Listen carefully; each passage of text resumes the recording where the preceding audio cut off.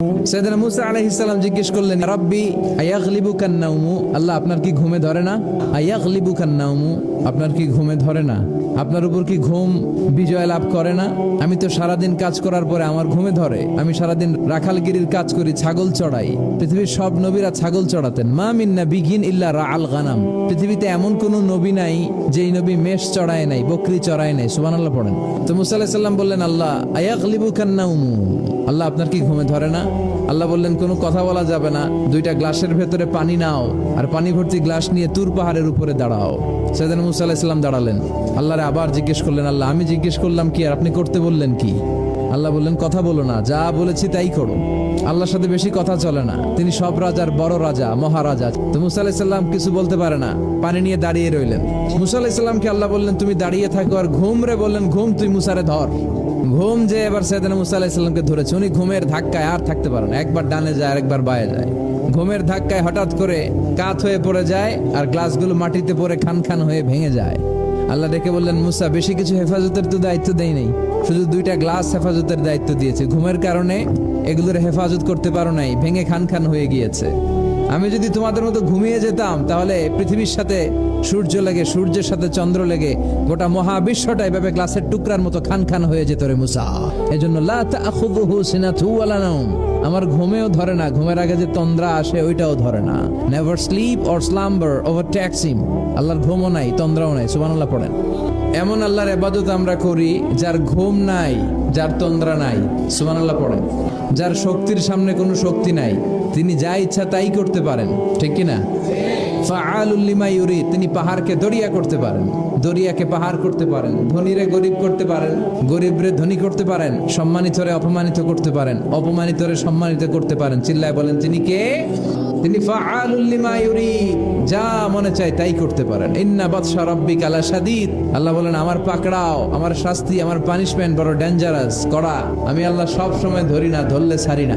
আমরা প্রায় অন্যায় অপরাধ প্রবণতার সাথে এতটাই জড়িয়ে পড়ি, আমরা ভাবি আল্লাহ হয়তো পানিশমেন্ট দিবে না, কিন্তু আল্লাহ ছাড় দিচ্ছে। আল্লাহ ছেড়ে দিবেন না। ফেরাউনরে আল্লাহ ছাড় দিয়েছে, ছেড়ে দেয় নাই। নমরুদরে ছাড় দিয়েছে, ছেড়ে দেয় নাই।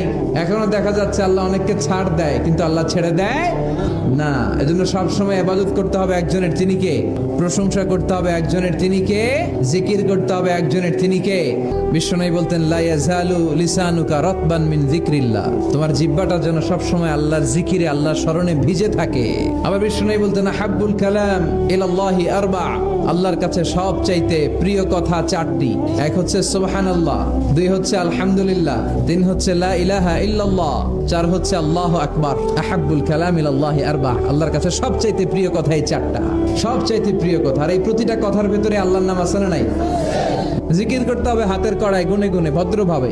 আব্দুল্লাহ ইবনে আমর ইবনে আল-আস তিনি বর্ণনা করেন, রাআইতু রাসূলুল্লাহ সাল্লাল্লাহু আলাইহি ওয়াসাল্লাম ইয়াকিদু তাসবিহা বিয়ামিনি, আমি আল্লাহ রাসূলকে ডান হাতের গিড়ায় এভাবে আস্তে আস্তে তাসবিহ পড়তে দেখেছি।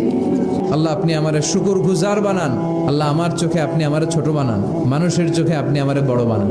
আমিন পড়েন।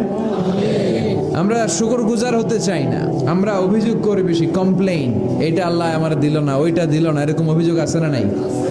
যে অবস্থানে আছে এটাতে খুশি না। এজন্য বিশ্বনবী বলতেন, উনজুর ইলা মান হুয়া আসফালা মিনকা, তোমার চেয়ে যে খারাপ অবস্থানে আছে তার দিকে তাকাও, তাহলে তোমার ভালো লাগবে। ওয়ালা তানজুর ইলা মান হুয়া আ'লা মিনকা, তোমার চেয়ে যে ভালো পজিশনে আছে ওর দিকে তাকিও না, যে খারাপ অবস্থানে আছে ওর দিকে তাকাও। তুমি তোমার অবস্থানে থেকে খুশি নাও, কিন্তু অনেকে আছে তোমার অবস্থানে পৌঁছার জন্য সে লড়াই করে যাচ্ছে আর সংগ্রাম চালিয়ে যাচ্ছে।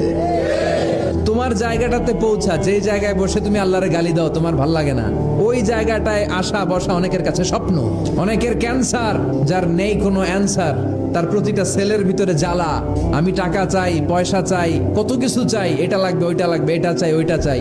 হাসপাতালের ওই ক্যান্সারের রোগীটা কিচ্ছু চায় না, ও শুধু বাঁচতে চায়, ও শুধু বাঁচতে চায়। এজন্য চাহিদার কোনো শেষ নাই। আল কানাআতু মিনাল ইসলাম, অল্পে তুষ্ট থাকার নাম ইসলাম। অল্প খাবো, অল্প পড়বো, অল্প জমাবো, অল্পের ভেতরে বরকত দিয়েছে কে? বিশ্বনবী হেরা পাহাড়ে চলে গেলেন। মক্কা থেকে উত্তর দিকে 634 মিটার উঁচু ওই পাহাড়ে যে তাআব্বুদাল লায়ালি, রাত্রিবেলা তিনি ধ্যান করতেন, মেডিটেশন করতেন, চোখ বন্ধ করে স্রষ্টার অস্তিত্বকে খুঁজতেন। খুঁজতে খুঁজতে খুঁজতে 40 দিন ধ্যান করার পরে, 40 দিন আধ্যাত্মিকতার এই চর্চা করার পরে, ফাজাহুল হক, সত্য বিশ্বনবীর কাছে এসে ধরা দিল।